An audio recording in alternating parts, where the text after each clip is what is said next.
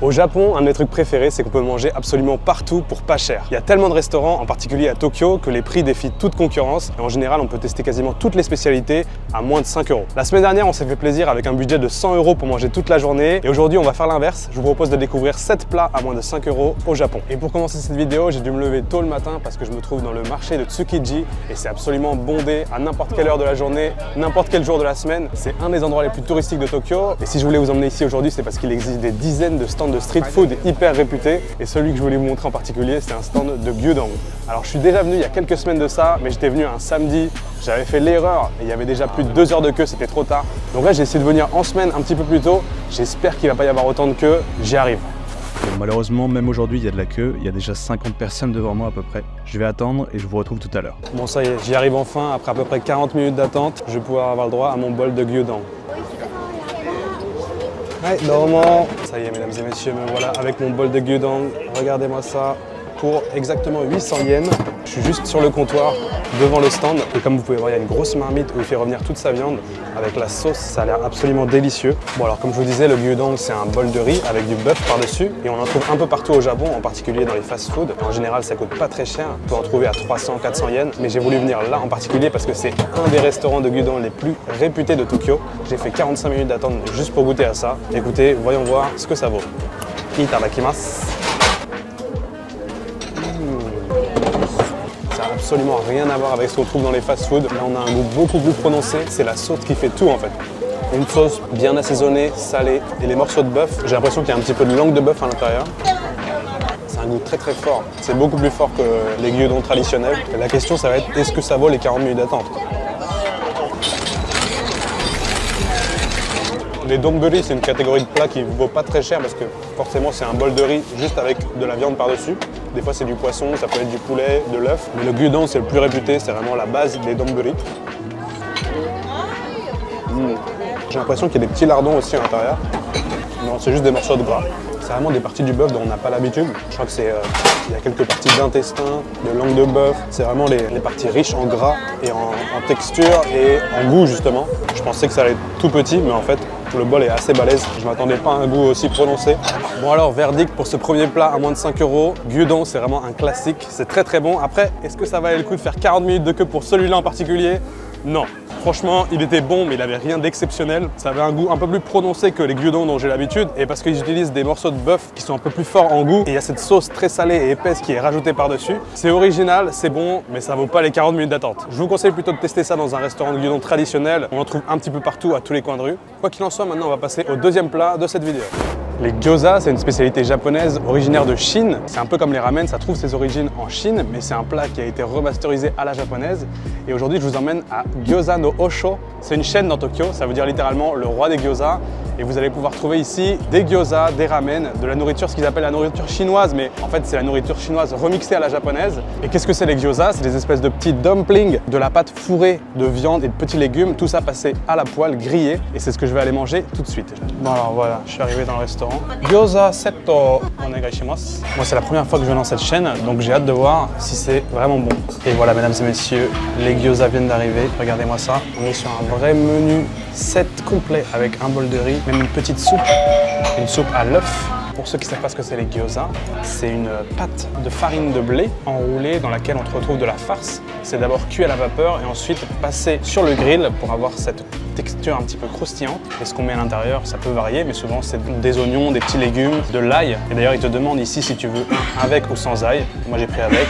Donc j'ai tout un panel de sauces, je vais pouvoir les tester une par une. Vous avez vu que c'est servi avec un bol de riz, une petite salade, une soupe. Ça c'est une soupe spéciale chinoise avec de l'œuf à l'intérieur. C'est la première fois que je vais goûter ça je crois. Et j'ai un espèce de dessert, j'ai l'impression que c'est un flan ou quelque chose comme ça. Bon écoutez mesdames et messieurs, bon appétit, je vais goûter les gyoza. Itadakimasu. On va goûter d'abord nature.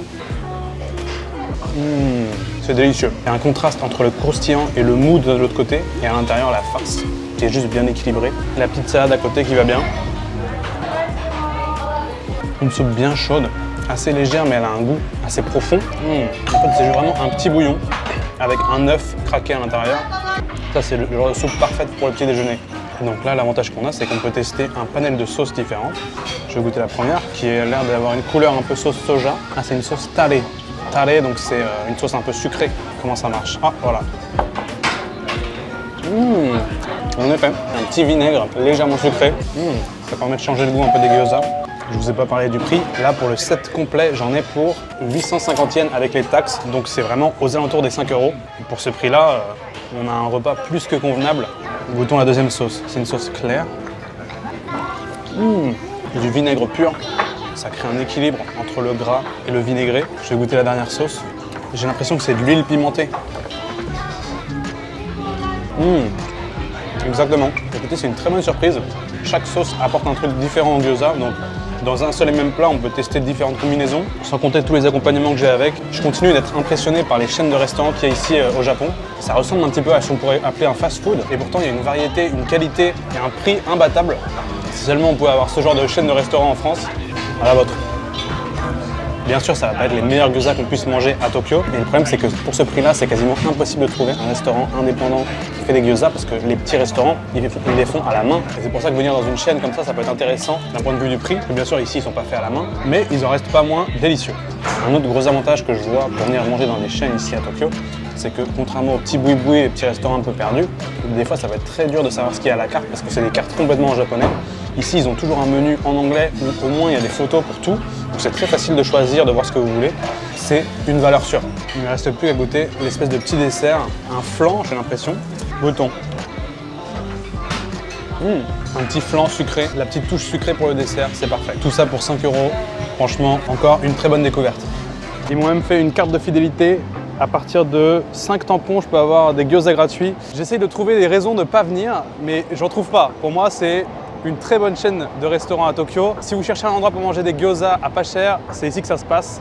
Gyoza no Osho. Et en plus, ils font pas que des gyoza, je vous ai dit, il y a des ramen, d'autres spécialités chinoises que je vous conseille de tester. Les udon, c'est peut-être pas le premier truc auquel on pense quand on pense à la nourriture japonaise. Et pourtant, un bon bol de udon, c'est délicieux. Mais alors déjà, qu'est-ce que c'est? C'est simple. Les udon, c'est les nouilles japonaises et c'est les nouilles les plus simples qui existent. C'est juste de la farine, de l'eau et du sel. Il n'y a pas d'œufs, il n'y a pas d'autres ingrédients dans les nouilles, c'est juste ça. Elles peuvent se manger chaudes ou froides et c'est servi dans un bol en général avec une petite soupe et pourquoi pas de la viande par-dessus. La particularité, c'est qu'elles sont extrêmement épaisses et un petit peu croquantes sous la dent. Et ce qui fait que les udon, c'est vraiment délicieux, c'est ce qu'il y a autour. Ça va être le petit bouillon servi avec, la viande, l'œuf éventuellement. Et aujourd'hui, je vous emmène dans mon restaurant de udon préféré à Tokyo. Alors il est pas mal réputé, donc il risque d'avoir un peu la queue, mais en général ça va assez vite. On se retrouve en voix off parce que mon micro a décidé de ne pas fonctionner dans le restaurant et je m'en suis rendu compte qu'après. Bon, si je me souviens bien, je disais quelque chose comme ça. Ça y est, je suis arrivé dans le restaurant après une petite vingtaine de minutes d'attente, c'est allé plutôt vite et voici mon plat de udon. J'ai commandé la forme la plus basique, servie dans un bouillon chaud avec quelques petits oignons japonais et sur le côté, j'ai pris un œuf mollet pour rajouter dans le bol. Regardez comme les nouilles sont épaisses, ça a l'air délicieux. Je vais mettre l'œuf à l'intérieur du bol et on peut aussi ajouter quelques graines de sésame. Normalement, les udon, ça se mange avec des tempura, les fameuses fritures japonaises, mais ça coûte un peu plus cher et aujourd'hui, ça rentrait pas dans mon budget. Mais sinon, je vous conseille fortement les tempura à la crevette. Là, je disais que j'ai pas le droit de filmer dans le restaurant, c'est pour ça que je vous ai mis un peu en contrebas, caché, on va faire ça discret. Bon allez, on perd pas plus de temps, itadakimasu. Je vais commencer par goûter le bouillon. Il est léger mais rempli de saveurs. Un petit peu salé, on sent quelques notes de poisson, c'est vraiment délicieux. Là, on peut parler du fameux umami japonais. C'est ça que j'aime beaucoup dans ce restaurant, il n'y a pas que les udon qui sont bonnes, tout est maîtrisé. Allez, il est temps de goûter les nouilles. Encore une fois, c'est délicieux. Les nouilles sont bien épaisses, elles rebondissent sous la dent. Ça a vraiment rien à voir avec un bol de ramen. Ici, on est sur un plat beaucoup plus léger, subtil, mais qui n'en reste pas moins rempli de saveurs. Tout ça mélangé avec l'œuf, c'est un vrai délice. Allez, parce que c'est marrant, je vous propose un petit time-lapse de moi qui mange mon bol de udon.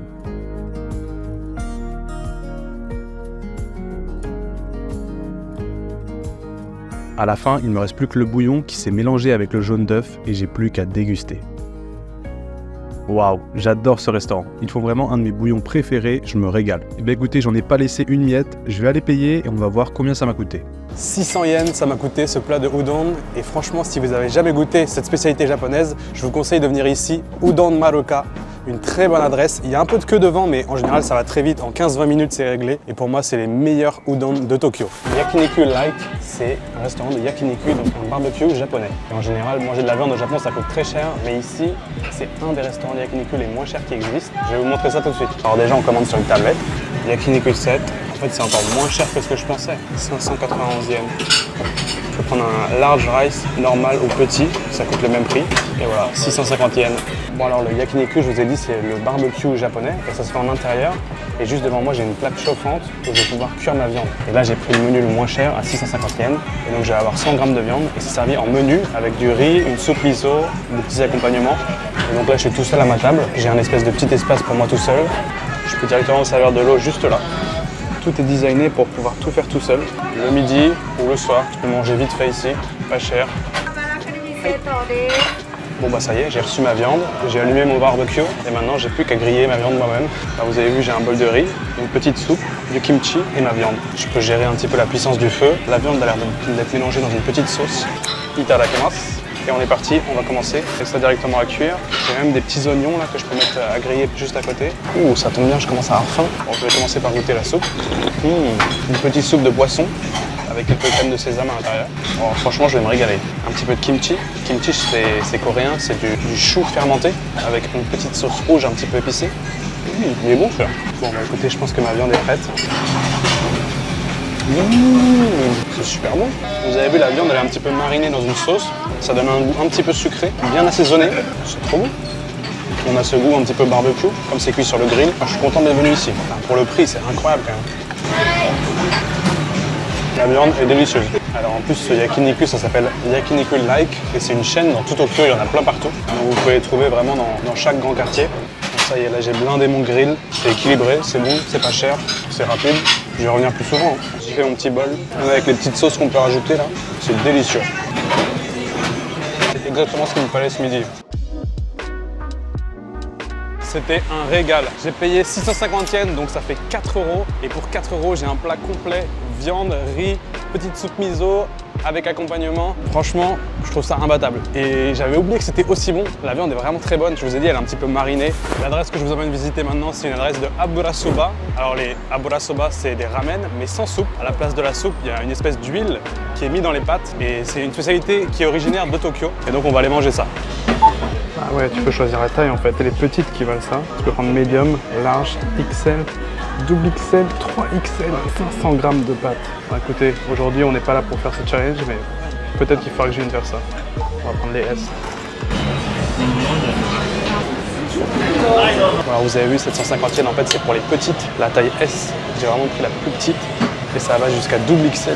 Peut-être qu'il faudra que je revienne pour tester les double XL, si vraiment c'est bon. Mais là aujourd'hui on essaie de manger pour pas cher. Petite soupe. Déjà on m'offre une petite soupe de bienvenue. J'adore les soupes au Japon. Enfin j'appelle ça les soupes mais c'est des petits bouillons en fait. Alors comme je vous disais, les aburasoba c'est des ramen à l'huile. Et donc à la place du bouillon, il y a, comme son nom l'indique, de l'huile. Abura ça veut dire huile, soba c'est les nouilles japonaises. Et ça peut se manger chaud ou froid. Alors ici je pense que c'est chaud. C'est un plat qui est vraiment différent des ramen, que je vous conseille d'essayer si vous passez au Japon. Mais par contre en général il y a les mêmes toppings que sur les ramen. Donc on retrouve une tranche de porc, il peut y avoir un œuf, éventuellement des petits oignons, des choses comme ça. Là j'ai hâte de voir quel goût ça va avoir. Et surtout la taille, parce que j'ai pris la plus petite taille, on va voir. Oh, la petite soupe, elle est légèrement épicée, légèrement pimentée, je devrais dire. Ah ouais, le mur derrière moi. Alors je vois, j'ai des sauces devant moi. J'ai même de la mayonnaise que je peux ajouter apparemment. Il y a du poivre, sauce soja. Arigatou gozaimasu. Oh, ça sent super bon. Eh, c'est pas si petit que ça, mine de rien. Donc moi j'ai pris des shoyu aburasoba. Donc apparemment il doit y avoir un petit peu de sauce soja à l'intérieur. Et donc le cuistot m'a dit de bien mélanger. Mais franchement c'est pas si petit que ça. Bon, on va attaquer ça. Itadakimasu. Mais alors je suis en train de me dire si ça c'est la plus petite taille, qu'est-ce que ça va être des XXL? Ah oui d'accord, il y a la sauce soja dans le fond. Oh, ça a l'air délicieux. Bon par contre vous voyez c'est hyper sommaire, j'ai même pas d'œuf. J'ai juste une tranche de porc et mes nouilles, quelques petits oignons. Et j'ai quand même une petite sauce soja dans le fond. On va bien mélanger et on va goûter. Oh, ça sent super bon vraiment. Je suis assez impressionné. À la vôtre. C'est super bon.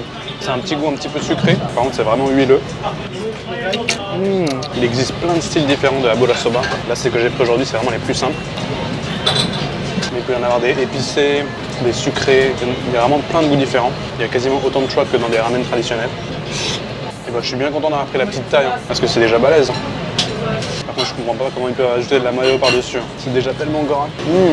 Oh là là, qu'est-ce que je me régale dans ce pays. Gochisousama deshita. Les aburasoba, une vraie réussite. Pour pas cher, et j'avais un peu peur parce que j'ai pris le truc tout petit, je me suis dit ah merde ça va vraiment être minuscule, et en fait c'était déjà pas mal balèze, et c'est un plat qui est quand même assez gras, donc Faut pas en abuser, mais c'est très bon et je pense que c'est une spécialité à découvrir si vous venez au Japon. C'est très différent des ramen, même si c'est la même base, les nouilles, ça a un goût complètement différent. Les tempura, ce sont un plat japonais iconique, c'est la fameuse friture japonaise. Ça peut être des légumes, de la viande, et tout réside dans la façon dont ils frient ces aliments. Et c'est un plat qui est très réputé ici au Japon et que je vais vous emmener découvrir ce matin pour moins de 5 €. Alors je me trouve à Tendon Tenya, c'est une chaîne de tempura à Tokyo et je vais aller goûter ça pour la première fois. Bon ça y est, on nous voit dans le restaurant, ça vient d'ouvrir, il y a déjà une dizaine de personnes qui sont entrées d'un coup, ça a l'air d'être très populaire comme chaîne. Ici on commande sur une tablette juste devant moi. Et voici mon set de tempura. Vous pouvez voir les tempura qui sont juste ici. J'ai un petit bol de riz, la sauce soja, très important pour tremper les tempura, une soupe miso et j'ai même de la mayonnaise. Alors les tempura, qu'est-ce que c'est? C'est des fruits de mer et des légumes frits, la fameuse friture japonaise dont je vous parlais. Là vous pouvez voir, j'ai une crevette, j'ai de la patate douce, un espèce de petit poivron, de la citrouille ou du potimarron. Et tout ça, ça se trempe dans la sauce soja et on peut manger ça. Itadakimasu. Donc vous avez vu, j'ai tout ça, un set complet pour 760 yens. Même pas 5 €. Alors ce qui fait la particularité des tempura, c'est que la friture japonaise est extrêmement légère et croquante. On trempe ça dans la sauce soja. Pur bonheur, c'est du poisson à l'intérieur. Rien à voir avec du poisson pané qu'on pourrait avoir en France. Là c'est vraiment, je vous l'ai dit, la friture spécifique japonaise, trempée dans la sauce soja. C'est léger, c'est frais, c'est bon. Un petit bol de riz avec ça. Et donc vous avez vu, ils m'ont donné de la mayonnaise avec. J'imagine que c'est ça, je sais pas trop en fait. Ah non, c'est de la sauce soja en fait. Mais je pense qu'elle est un peu plus intense. On va goûter le potimarron. Waouh, un pur délice. J'ai plein de petits accompagnements à la japonaise, des espèces d'épinards.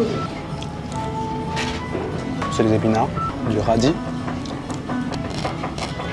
Ça croustille. Le clou du spectacle dans les tempura, c'est toujours la crevette. En général, c'est le meilleur.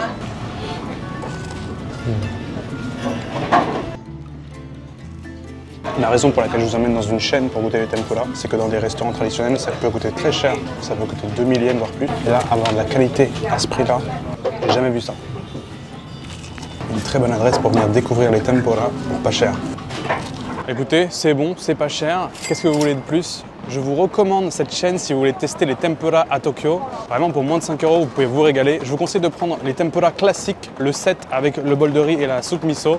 C'est tout ce qu'il vous faut pour apprécier les tempura. Et enfin, 7e et dernier plat, je ne pouvais pas faire toute une vidéo sans en manger, c'est bien sûr les ramen. Et pour ça, je vous emmène dans une de mes chaînes de ramen préférées à Tokyo. Ça s'appelle Sharin Ramen. Vous voyez, ils font principalement des tsukemen, donc les ramen avec le bouillon à côté. Mais ils ont aussi des bouillons de ramen et c'est des shoyu ramen, donc des ramen à la sauce soja. On va prendre un régular. On dépasse un tout petit peu le budget, on est à 840 yens. Je pourrais prendre les normales, mais moi, vous me connaissez, j'adore les œufs. Et ici, comme dans beaucoup de restaurants de ramen, c'est uniquement en cash. Et ça y est, nous voilà dans le restaurant. Donc je vous ai dit, Sharin Ramen, c'est une chaîne de ramen qui est un petit peu partout dans Tokyo. Et c'est vraiment un restaurant que je vous conseille. Vous allez voir, le bol de ramen est juste parfait. C'est un bol de ramen shoyu, donc c'est-à-dire à la sauce soja. Ça fait partie des 4 grandes catégories de ramen. Et ce que j'adore dans ce restaurant en particulier, c'est que chaque élément du bol de ramen est maîtrisé à la perfection. Vous allez voir ça. Et voilà, mesdames et messieurs, le bol de ramen parfait. Il est là. Et alors, qu'est-ce qu'on a dans ce bol de ramen? On a bien sûr le bouillon, les nouilles, on a une tranche de viande, une petite pétale de Naruto, ça s'appelle, c'est pas une blague, des oignons, une algue et bien sûr un œuf. Et ça m'a coûté 840 yens. Donc je dépasse un tout petit peu du budget, mais c'est parce que je voulais absolument prendre un œuf. Vous me connaissez, moi des ramen sans œufs, c'est pas des ramen. Et celui-là en plus il est cuit à la perfection. Les nouilles, regardez, elles sont relativement fines et ondulées. Et en fait, la raison pourquoi elles sont ondulées, c'est que en général dans les ramen, plus les nouilles sont ondulées, plus elles vont accrocher le goût du bouillon. Et quand vous allez les aspirer en bouche, vous allez avoir toute la saveur des ramen. Et en général, c'est bon signe. Écoutez, mesdames et messieurs, il n'y a plus qu'une chose à faire, c'est déguster. Itadakimasu. Et comme d'habitude, je vais commencer par goûter le bouillon. Il a une couleur brune, dense, et on peut voir la pellicule de gras par-dessus. Ça vous donne pas envie.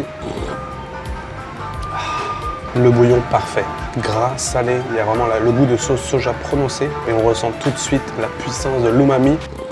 Si vous avez jamais goûté de ramen, ça c'est un très bon bol par où commencer. La plupart des gens aiment les bouillons tonkotsu, donc les ramen aux os de porc. Mais moi je trouve que les bouillons shoyu, tout simple, s'ils sont bien maîtrisés, ça peut être encore meilleur. Maintenant, voyons voir les nouilles. comme prévu, les nouilles sont parfaites. Elles sont al dente, bien croquantes sous la dent. Elles accrochent la saveur du bouillon parfaitement. J'adore cette chaîne de ramen. Je vais pas vous mentir, je viens ici presque toutes les semaines. C'est vraiment mes ramen préférés, il y en a un pas loin de chez moi. Quand j'ai envie de ramen, je viens ici. Il y a une petite algue, on peut prendre quelques nouilles avec. Ça ajoute un peu de texture. Ce que j'aime beaucoup, c'est les oignons. Ils ajoutent de la fraîcheur et encore un peu de croquant. Goûtons maintenant le morceau de porc, le chachou. C'est pas le meilleur morceau de viande que j'ai mangé dans les ramen, mais il est au-dessus de la moyenne. C'est un classique, on va dire. Il va très bien avec le bol.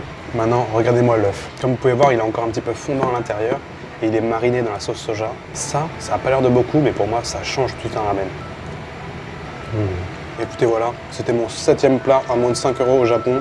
Les ramen, et pas n'importe lesquels, les ramen shoyu, dans ma chaîne de ramen préférée. Si je devais noter ce bol de ramen, pour moi ce serait un bon 8 sur 10. C'est très solide. Je crois que c'est un de mes trucs préférés ici. Le fait de savoir qu'à 5 minutes de chez moi, je peux manger un bol de ramen comme ça pour 5 €. C'est ça qui va me manquer le plus quand je vais rentrer en France. Il va falloir que j'apprenne à cuisiner des ramen. Les ramen m'ont coûté 840 yens, donc j'ai un petit peu dépassé le budget, mais ça valait le coup, elles sont vraiment délicieuses. En tout cas, voilà, c'était 7 plats japonais à moins de 5 €. J'espère que vous aurez appris 2-3 trucs et que ça vous aura donné des idées si jamais vous passez au Japon. Dites-moi dans les commentaires lequel vous préfériez tester. Et moi, je vous dis à la prochaine. D'ici là, portez-vous bien. Ciao.